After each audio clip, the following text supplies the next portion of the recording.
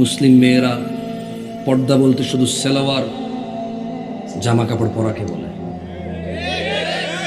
এদেশে মুসলমানের হাত দেখাতে বেপর্দা হয় না।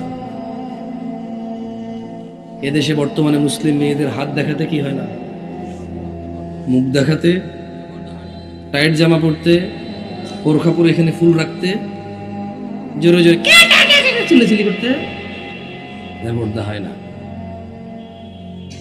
এই দেশে পর্দার ডেফিনেশন পুরুষের কাছে আবার ভিন্ন। কোনো মহিলা যদি খালি গায়ে হাঁটে, মহিলা বেপর্দা হয়। কোন পুরুষ যদি একদম এভাবে তাকে থাকে,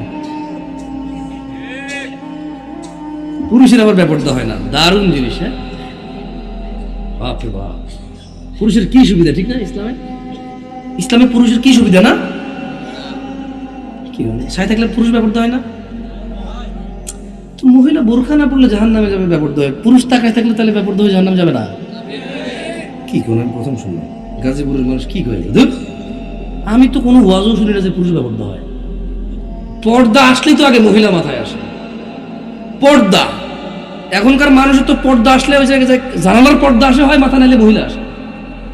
পর্দার ভিতরে পুরুষ আছে? হ্যাঁ, তাই নাকি? কি বলেন?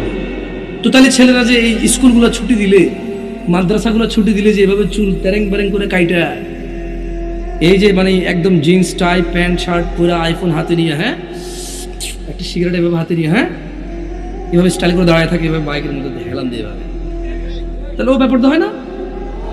খালি মহিলা টাইট জামা পরলে বেপর্দা হয়।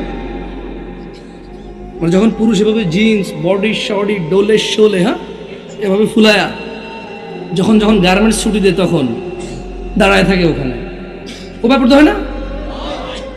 তো আপনাকে তো সারা জীবন হুজুরে গুলো বেপর্দা হলো মহিলা, এখন আমরা এখন বেপর্দা পুরুষ। এই তোমরা রেকর্ড করো, গাজীপুর মানুষের আমি করি, আমি কেছি আমরা কোথায় পুরুষ বেপর্দা হয়। অবশ্য কোরআনে আল্লাহ সূরা নূরে বলে দিয়েছে, বুঝছেন?